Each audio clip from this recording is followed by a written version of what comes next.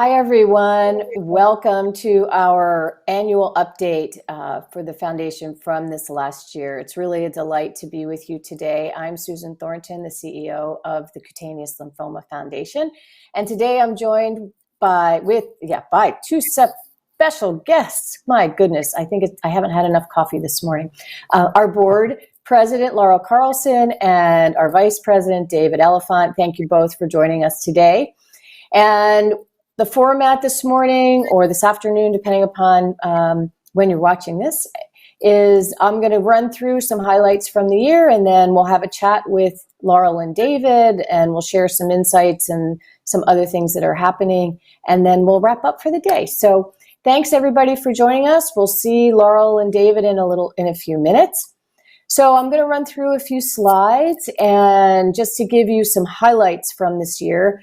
I know for everyone, it's been an interesting adventure. I'm not sure what else to say about that. I think the last 2 years with COVID have certainly tossed everything on its head for everyone, no matter where you are. And it's been challenging for us here at the foundation as well. But I think, and hopefully you would agree with us, that we've been able to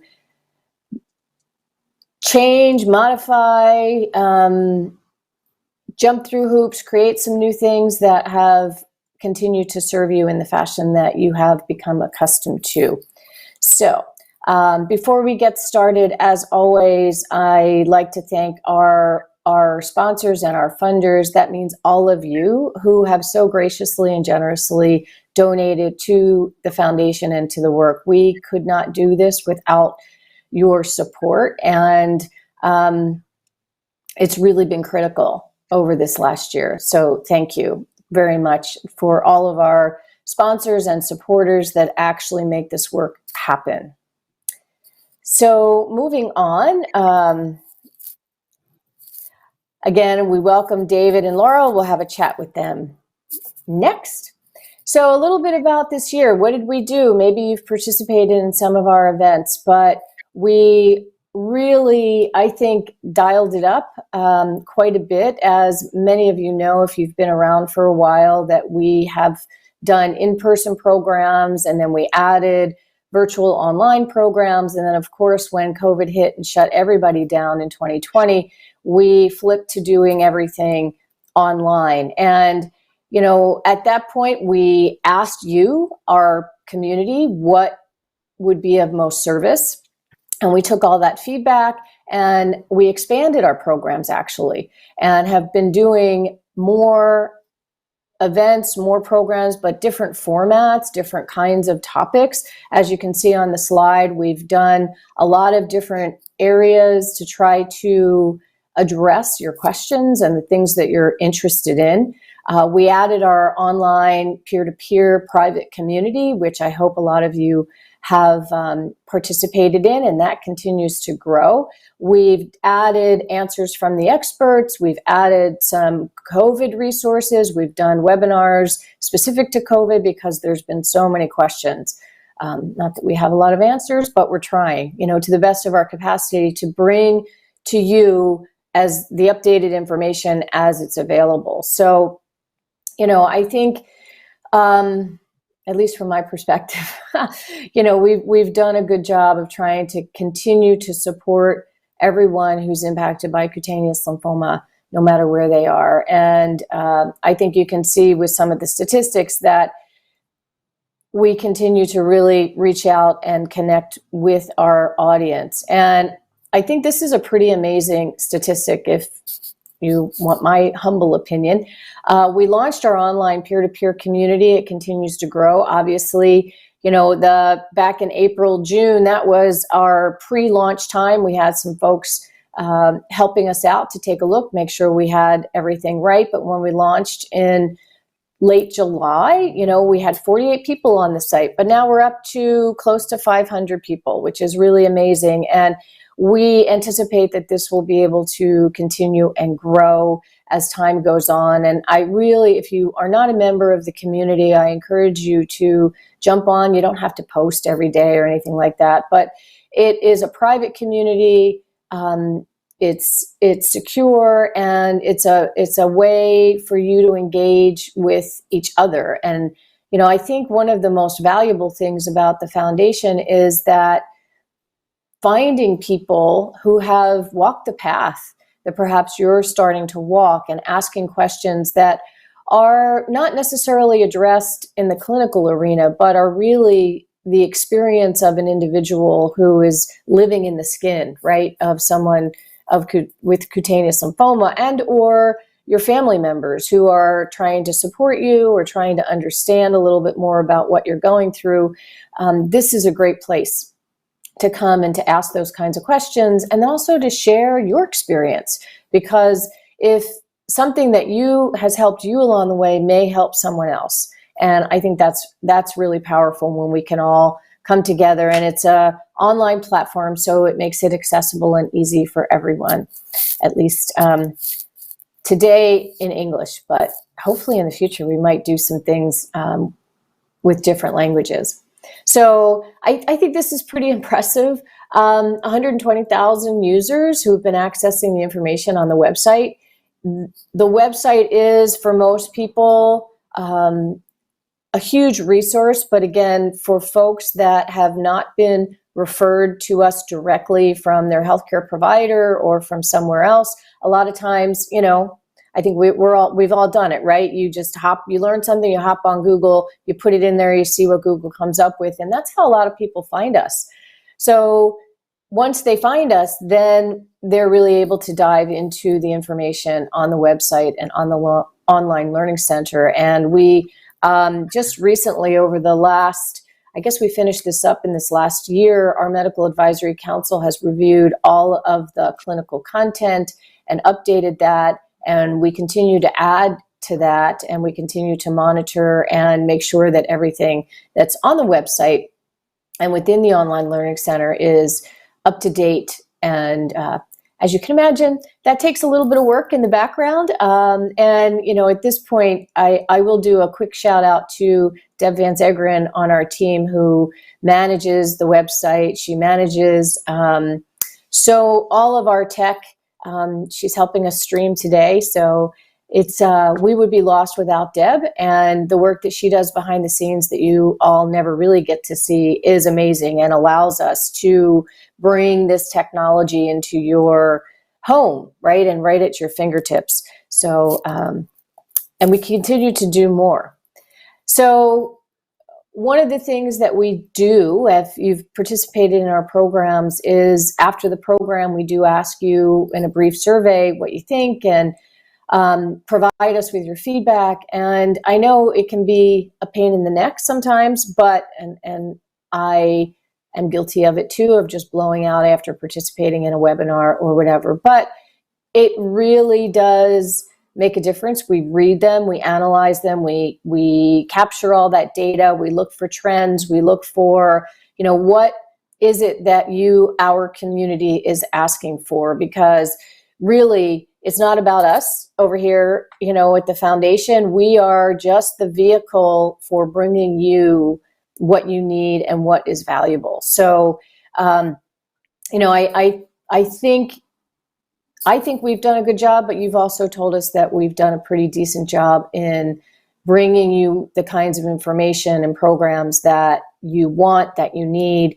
And interestingly, going forward, we just finished up another survey, and I really want to thank you if you filled out the survey with regards to gaining your opinion on topics and information, because I know, again, everybody gets surveyed to death, right? But it really helps us to look forward in our programming. We're starting to plan for 2022, and we've got, I think, a phenomenal lineup, and you'll see a little bit of that in the first quarter. But, it helps us to put a good curriculum together of topics and speakers and information that you all are interested in. And so we're flipping some things. One of the things we heard from you in this last round was that you're really interested in learning more about, what's in the clinical trial pipeline, what's in the research, what's going on in research, what's happening with therapies. So we're hoping to be able to bring you some of that more in-depth information. And, you know, for many of us that have been living with cutaneous lymphoma for a long time, you know, we don't necessarily need, you know, the 101, but we want to know, well, what do these things mean? What's happening in that research arena to help understand better how the disease manifests or how it functions, and then how does that then connect to the therapies and how the therapies is. So anyway, we're listening, and I encourage you to always let us know what you think, and please feel free to be brutally honest. And if you do send in some of your, you know, maybe negative comments, we will reach out to you to understand a little bit more of your perspective, because we want to learn and understand, you know, why did we miss the mark and what would be more impactful and valuable to you. So please keep that information coming. We like to keep that dialogue going and keep it open. So again, I mentioned this, we did this recent needs assessment, and the treatments and research was the big thing. You know, I think we'll still continue over at least for the next year, bringing you information and updates on COVID-19 and vaccines and what we're learning. I know in the clinical community, I participated in the clinical meeting that was held in France, although I did it virtually, as did most of the US physicians. But you know, they're beginning to cull together on the clinical side data from their practice on patients with cutaneous lymphoma that have been impacted by COVID-19, and to begin to dive deeper into that data to see what we might learn from that as well. And I know a lot of you still have questions, you know, well, how do I tell if the vaccine's working for me, or should I get the vaccine? These are my issues and the challenges that I'm facing personally. So, you know, we're doing our best to try to bring you as up-to-date information as we continue to grapple with the COVID-19 scenarios. But the bottom line is, you asked for more about treatments, about research, what's happening, and that's a way bigger, it's a big topic. So I think what we may end up doing is breaking it down into smaller pieces so that, you know, we can really help you understand the different components and then diving under all of those. So if you have any ideas, or if there's some specific things you want us to address, please let us know, reach out, drop us an email so that we can tailor the delivery of the programs to meet your needs, because that's really why we're here. So again, looking into 2022, which I can't believe we're talking about 2022. That is just amazing to me. And we've now been almost 2 years into this weird COVID time. But we will be continuing to provide the educational webinars. We're going to continue our online networking groups every month.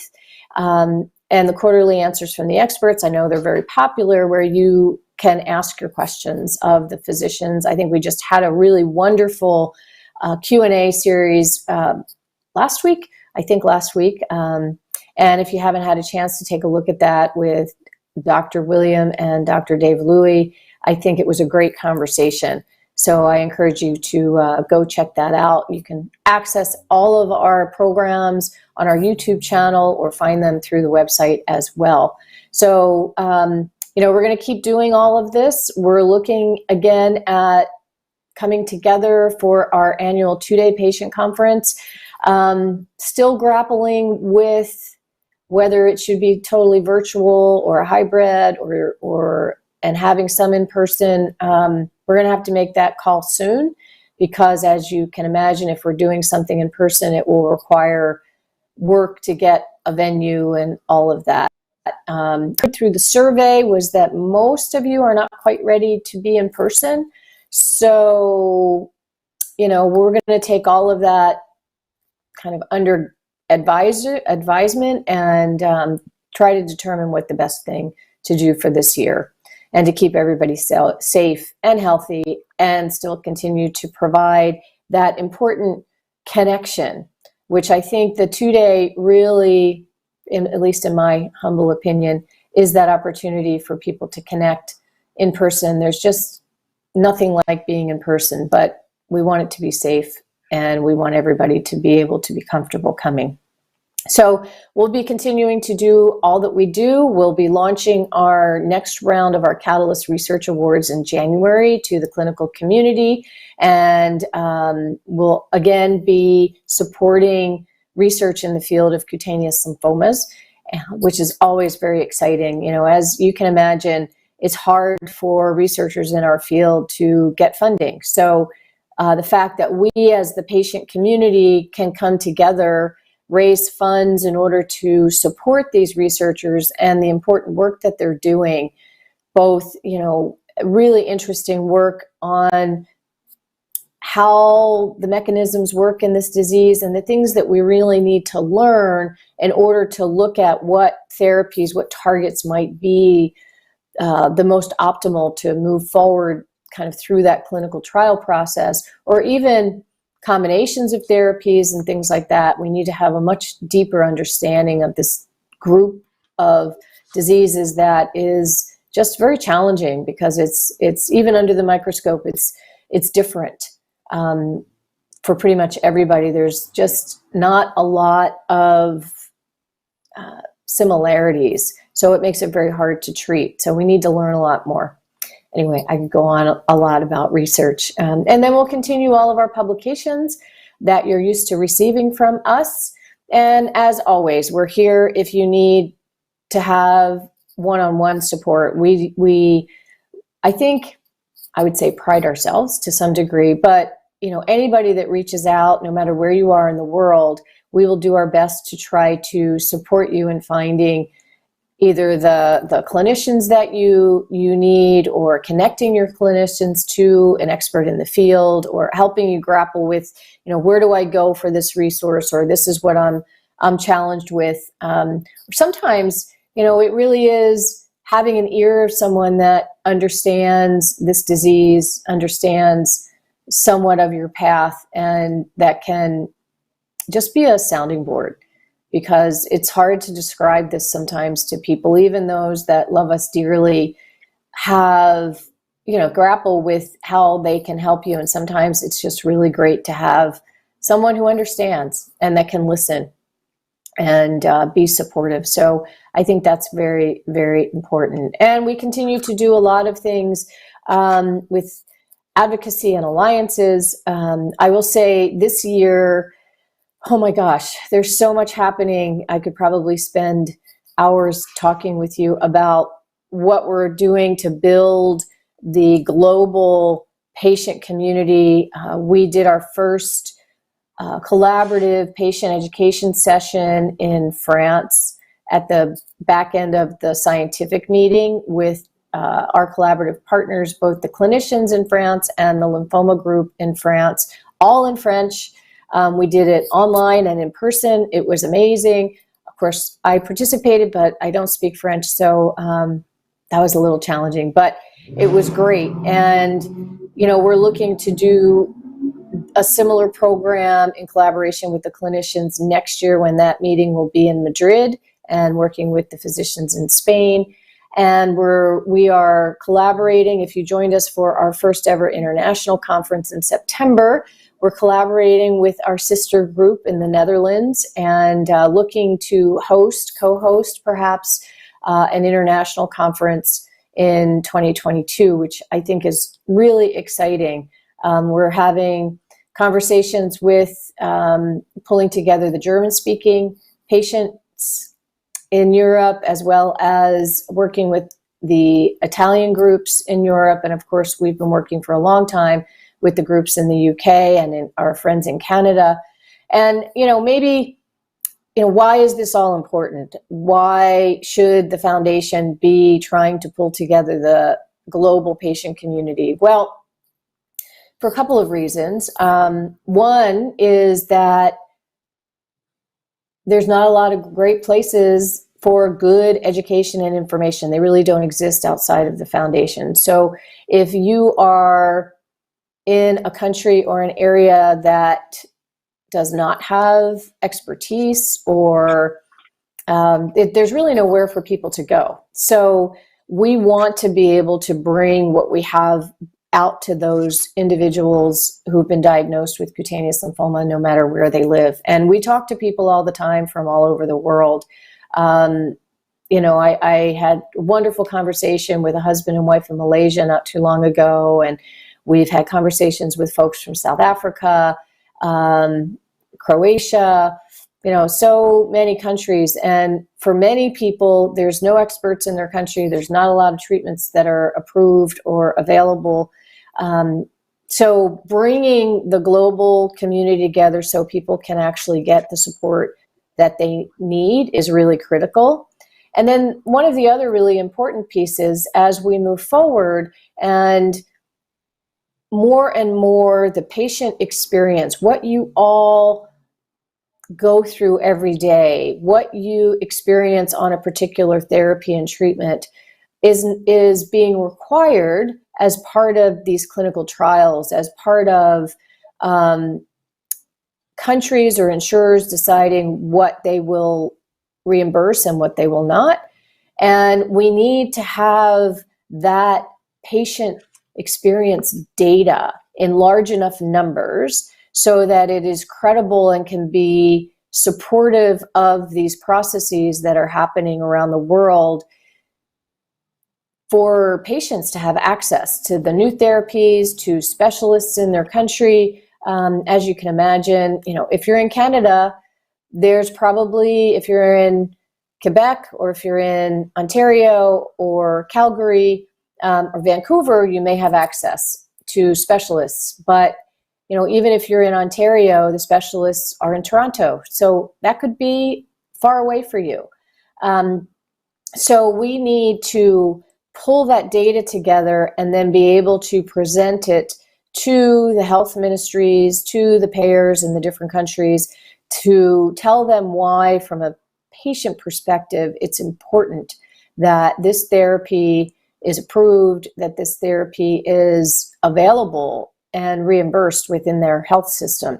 And, you know, we've done a lot of collaborative work with our colleagues in Canada through this process to bring some of the new medications that have been recently approved in the US to have them become available. One in particular in Quebec came back from the Minister of Health that was not quite a denial, but would make it really challenging for anyone to have access.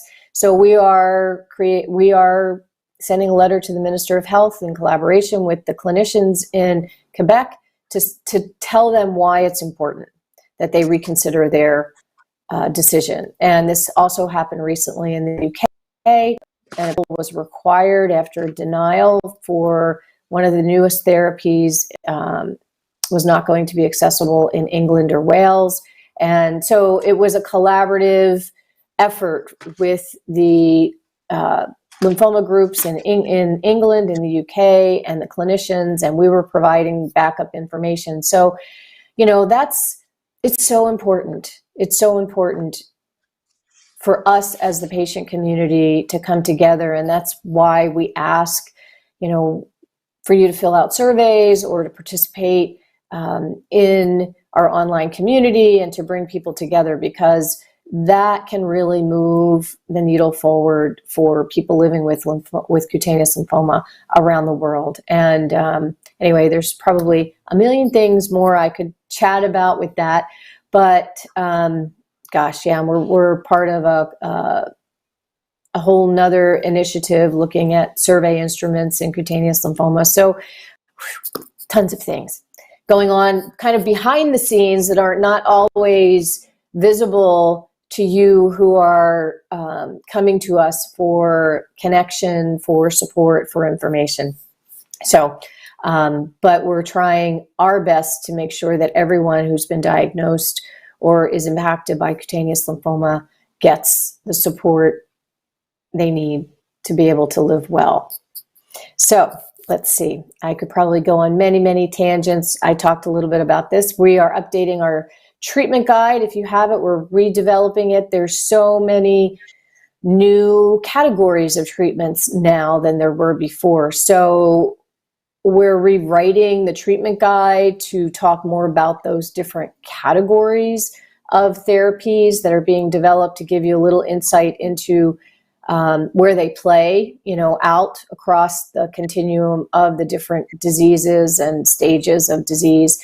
And then the next phase, we hope to be able to have specific treatment pages on the website that are developed that go into more detail about a specific treatment. So you can learn maybe some videos, things like that. So you can learn more about that specific treatment.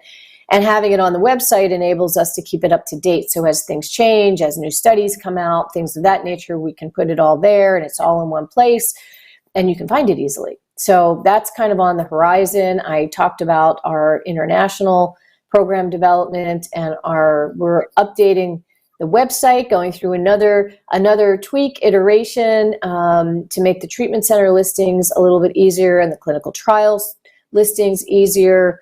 I talked a little bit about the treatment pages. So we're really trying to take what we've done and make it more accessible, make it easier to find, and also to keep up to date with what's happening in the field so that all of our publications, all of our content is relevant to what's happening today.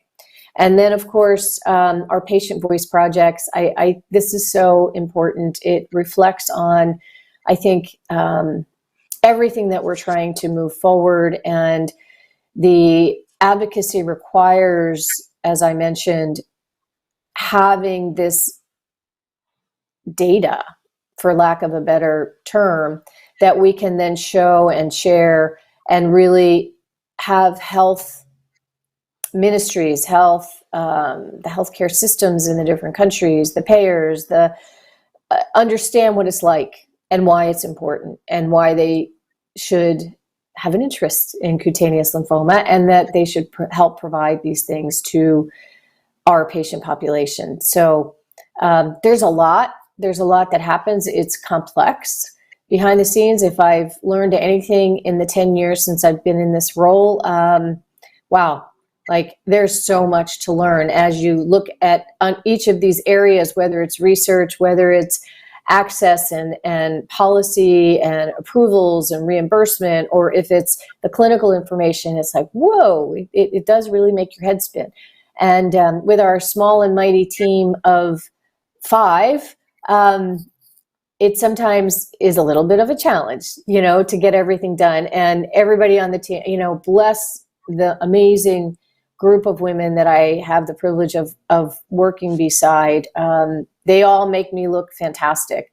And, Holly, Deb, Sue, and our newest education manager, Autumn, really do so much heavy lifting behind the scenes. And today we have our wonderful video support person, Mike Grayab, who many of you know, who helps us do these programs and brings his knowledge and expertise to the table when we need him as well. So, I hate to use that term, it takes a village, but seriously, it really does.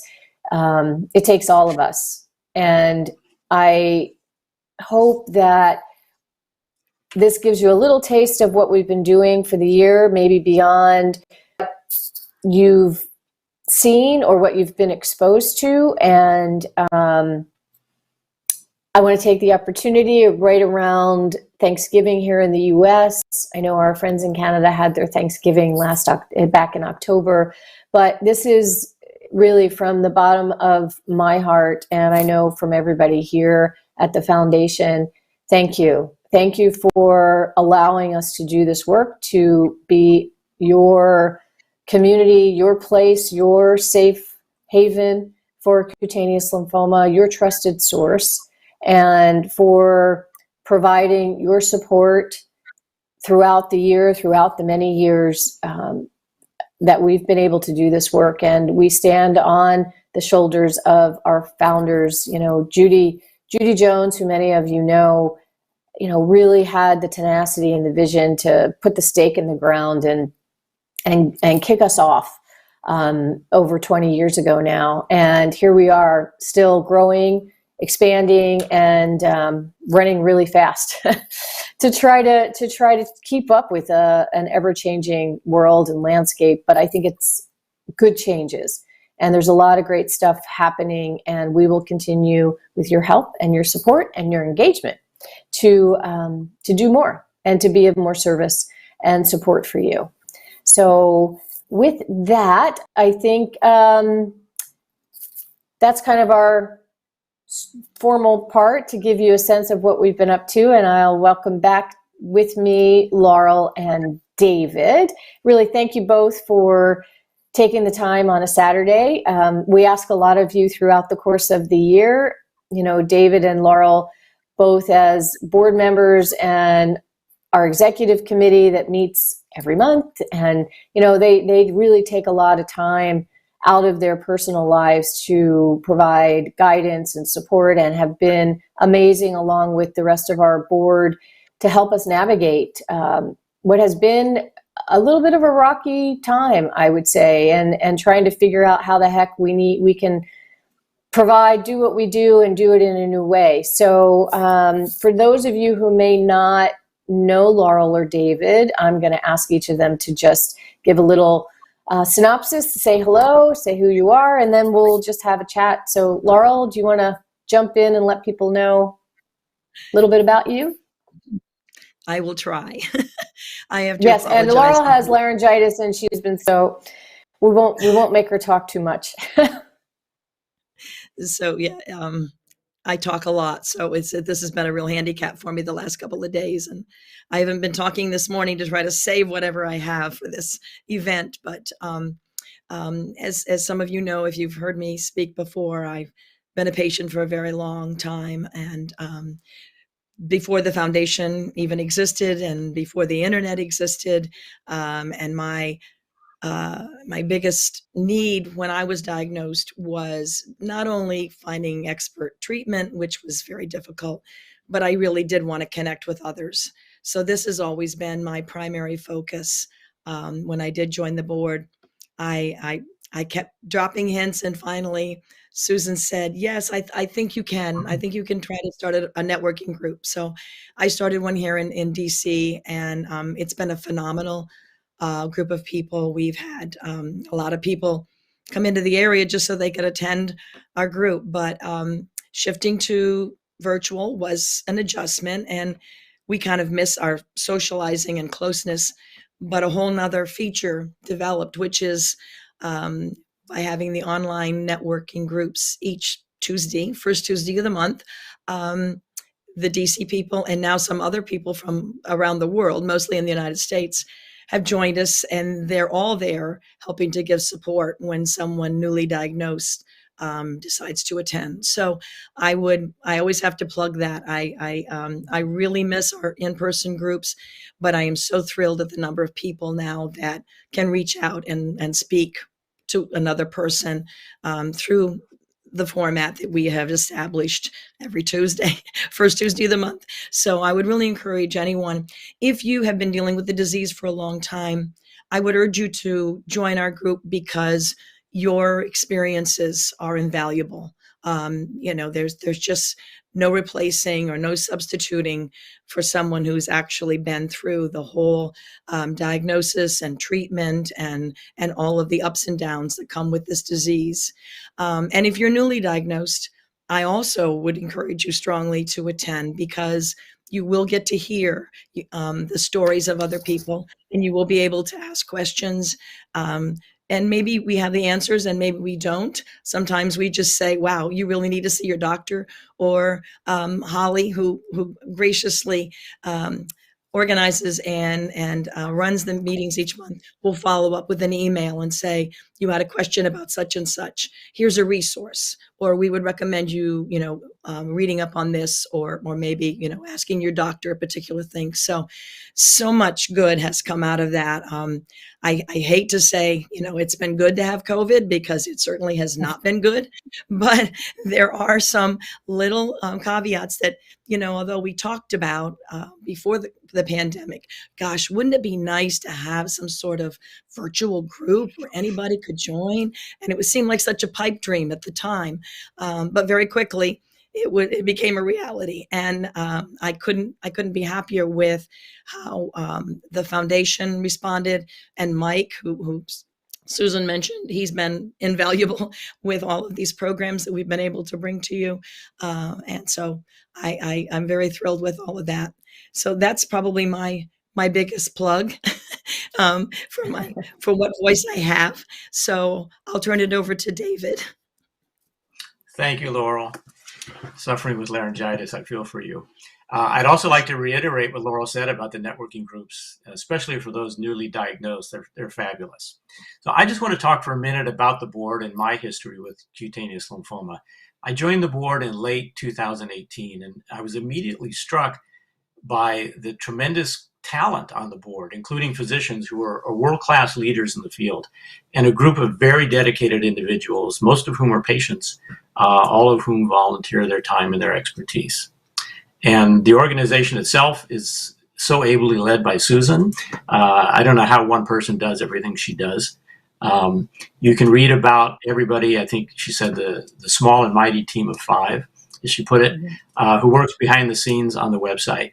And I want to say it's probably the smartest, most hardworking, efficient, and caring group of individuals I've ever had the pleasure of working with. Our patient community is really lucky to have all of you. Now, I'm a longtime patient, as Laurel is, a very long-time patient with cutaneous lymphoma. I was formally diagnosed in the early 80s, but I think I had cutaneous lymphoma for many years before that. I was just misdiagnosed. And when I was finally diagnosed, it was by a doctor associated with UCSF, which points out the importance of having a doctor that's familiar with cutaneous lymphoma, and a lot of dermatologists aren't. So right now I'm in stage 1A, 1B. I'm very lucky. And I have a doctor very well versed in cutaneous lymphoma. I've had a variety of treatments over the years, mostly topical, and a few bouts of radiation for some particularly difficult areas. When I was first diagnosed, the word lymphoma, it's scary. And in the early 80s, there was no internet, there was no foundation. I felt very alone, very isolated. One thing I want to mention is that I used to be very private about this. I didn't want to talk about it with anybody. But being on the board and doing programs like this, obviously, I'm very open about it now. And I think the reason I was so private about it is that there was virtually no information available, and I didn't understand what was happening to me. And if I didn't understand it, I didn't want to talk about it. But now, with the foundation, patients and their families have tremendous access to information, to education, the ability to network, as Laurel mentioned, with other patients. It's so very important. Be sure to check out our website, as Susan said, if you're not familiar with it. Now, I'm a retired estate planning attorney, and the thing that I want to bring to the board is my estate planning expertise and to help with fundraising. Individual giving, as Susan said, is so important to further our research, our support of research and patient education support, and individual giving provides the resources to enable the foundation to do our important work. You know, there's only one organization that is devoted exclusively to this disease, and this is it. So I've been writing articles for the forum, and if anybody has any questions about how to give, how to do it tax efficiently, different methods, just contact the staff, and they'll put you in touch with me, and I'd be happy to help in any way I can. So thank you. Great. Thank you. Thank you both. Laurel, I'm not going to make you talk too much, but I will say, Laurel also joins Holly on those monthly networking calls and has really dedicated her time to take this networking idea that she had way back in the day, really to expand it. And I have big visions, down the road of enabling us to expand the platform to other groups in other countries that speak a different language than English. And I think we are beginning to have that kind of dialogue to connect the patient community, and where we'll be able to offer the platforms and the services that we have through these other. So, again, thank you, Laurel, for hanging on to that idea and really helping to make it happen, and to continue to help us to grow it and to give of your time and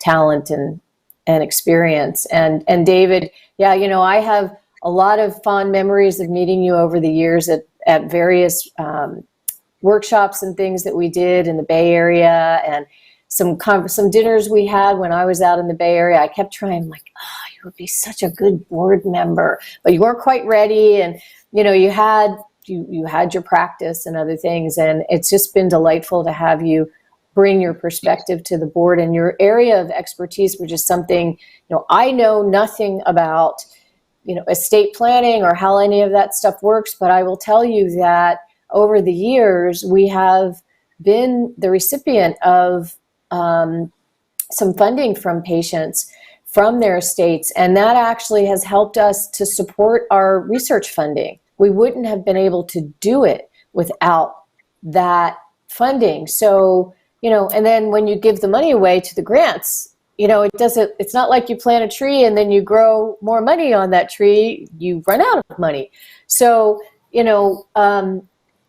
I am passionate about building our research program, and we really need everybody's help to do that. And, these researchers, wow, I have the privilege of getting to know them and to meet them. And I have a few more ideas about how to help bring them and the work that they do out to all of you, to introduce you to them. If you had the chance to listen to our research update from several of our Research Advisory Council members last year, they were amazing. They're brilliant. They're unbelievable. And I encourage you to go back out and take a look at that video and that webinar. We're hoping to do some more of those this year, again, to kind of bring this research arena, this ecosystem to you, because I get the privilege of kind of having a front row seat, but I want to bring more of that out to all of you so you can also appreciate and understand what's going on and what's happening on our behalf, which is pretty exciting. Yeah, I'd like to second what you just said, Susan. That video is fabulous and it's very inspirational. Yeah. I have a dream. One of our Research Advisory Council members has a translational lab and happened to be here in Philadelphia. And I always say, maybe we could do like a little video tour of your lab. I've been on site. I was on site when she was building it, and she didn't have all of her big microscopes and all of her stuff wasn't there yet, but she's got like 3 different refrigerator freezers where she keeps things in different temperatures, which is where all of our samples go to be held until they need them in the research. And it was fascinating. We don't always get to see what happens in a research lab. You might think of what goes on in a clinical trial, but to get to that point, there's so much amazing, cool stuff, but tedious and challenging. And, it is like that, I think it was, it was Thomas Edison that said, yeah, I failed 1,000 times before I was able to find what was necessary for the telephone or whomever it was. Anyway, I totally butchered that. But it's like there's a lot of failures. There's a lot of dead ends that have to happen in order to find the thing that actually opens the door. So anyway, you can tell I'm a little passionate about all of that. Yeah. Okay, I'm going to stop talking. Go ahead, David. No, I was just going to say, I think you said success is 99% perspiration, 1% inspiration. There you go. Something like that. I should get my quotes right. But yeah, it takes a lot of work.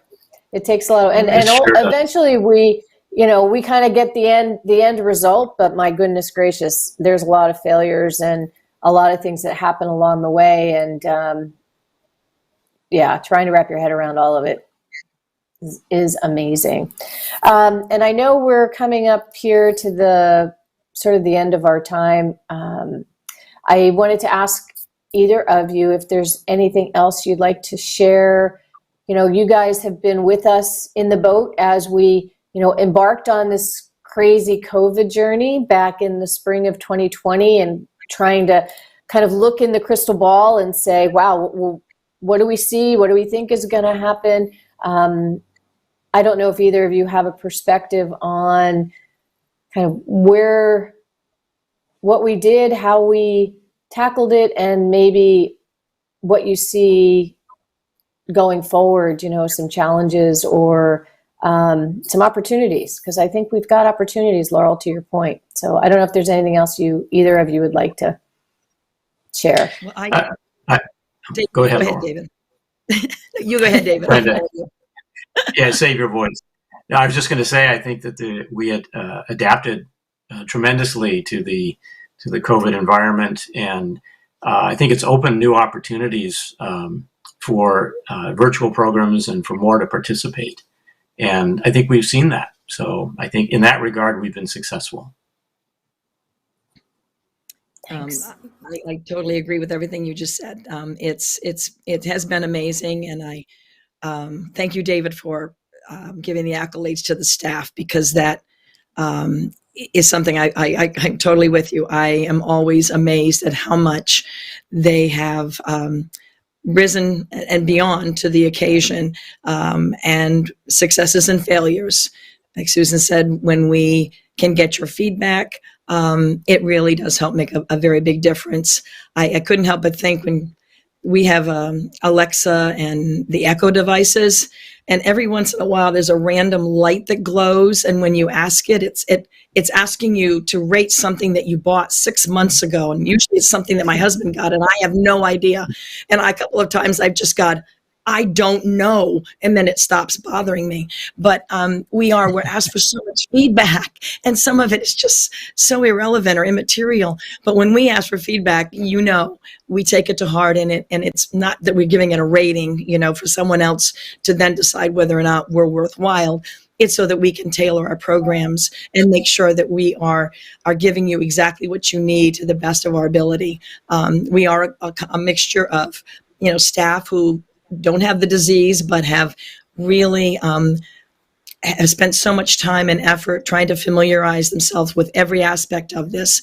And then there's people like us, David and I, who are patients, but we don't have the business background, and we don't know how to put a website together and plan programs and things like that. So it is a wonderful mixture of talents, and I'm very impressed, and I'm just more impressed with.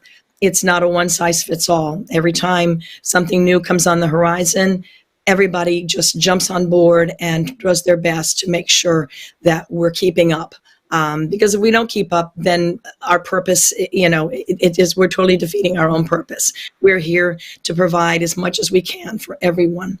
So with that, I also want to reflect on that this month is my 10th year anniversary on the board. And when I joined the board 10 years ago, we were having a little leadership issue that I didn't even understand because I was brand new.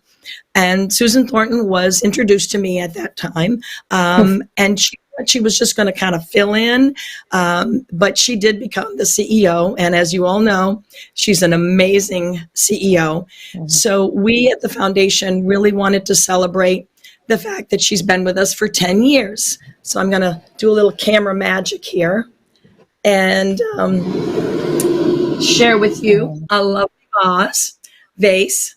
That's how I was raised to say it, for Susan. It has little blue swirls around it, which are supposed to be reminiscent of our little lymphocyte logo that is part of the Cutaneous Lymphoma Foundation. Now, I don't expect you to be able to read it. We practice this. I'm supposed to stay to one side of it so that you can see it. But the inscription, of course, it has our logo, and it says the Cutaneous Lymphoma Foundation is honoring Susan Thornton in appreciation of her 10 years of dedicated service helping those affected by cutaneous lymphoma. So we presented this to Susan recently, and we wanted to share it with all of you out there because I know you share with us in your deep, deep appreciation for all that Susan has done for all of us for 10 years and more. I mean, that was not the beginning of her time with the foundation. She's been there since the very, very beginning, but her formal role as CEO is now in 10 years in the making, and we wish she could stay at least another 10 or 15. I think she has other plans, but we can't imagine the foundation without Susan. We really can't. So we're not even going to introduce. Thank you. That's just so nice and so kind and thoughtful. And, you know, I'm not good at, I'm not very good at accepting accolades, because I really think, you know, the more that I see, the more that I learn, the more passionate that I become to make sure that everybody who is impacted has access. And it really is the dedication of everyone, you know, whether it's staff or board or, you know, our medical advisory council and our researchers. This is an amazing, crazy disease, but the community of all these different folks really makes the work easier, even when sometimes I will say I do feel like, you know, I'm rolling that proverbial boulder up the hill and it comes smacking down and runs me over. It's like, oh, really? But, you know, it's an honor and a pleasure. And as I always say, you know, who gets to do this job? It's my disease. And I get to hang out and listen to the science and get to know all the researchers and the clinicians around the world, and be with my colleagues that run other lymphoma groups globally. And we're trying to really change healthcare at a global level and in this country, in the US and Canada. And I get to work with amazing people like Laurel and David that support the work that we do, and everyone on the board. It's really, I never thought I would be here. And as Laurel said, my plan was not to stay long when I was asked if I would step in. And if I had known then what I know now, I'm not sure I would have said yes, because this is an interesting, you know, adventure, running a small nonprofit in a rare disease that nobody wants to talk about and nobody has a lot of interest in, and other than those of us that happen to be living with it. So, you know, it really is an honor and a privilege, and thank you for the acknowledgement. I'm so honored. It's wonderful. And, you know, thank you, Laurel, for being here for 10 years, and David for jumping in and being in the boat with all of us and helping us to row forward, and to all of you who have so graciously supported and participated and shared your views and your thoughts. Really, it's what makes this organization and what we do in the world so worthwhile. And I hope maybe someday we won't need to be here. You know, that's always been my thought, is if we can go out of business, that would be a wonderful thing. You know, when everybody gets diagnosed, or there is no cutaneous lymphoma, and we don't need to have a foundation to support people. But until then, we're here, and we're here for all of you, and happy to be of service. So thank you for spending your time with us this Saturday. Thank you, Laurel and David, for joining me and sharing your perspectives and your time and efforts on the board. We really could not do this work without you. And, you know, and thanks again to our man, Mike, behind the scenes, who makes all of us look really good and puts all these great pictures together and all that stuff. So I think, without further ado, I'm going to sign off. And to my beautiful team behind the scenes, thank you so much for making me always look so good. So thank you, everyone. Have a great rest of your Saturday. Happy Thanksgiving to everyone celebrating in the US. Eat lots of turkey and take naps and have a good time. So thanks, everybody. Have a great one. Happy Saturday. Take good care.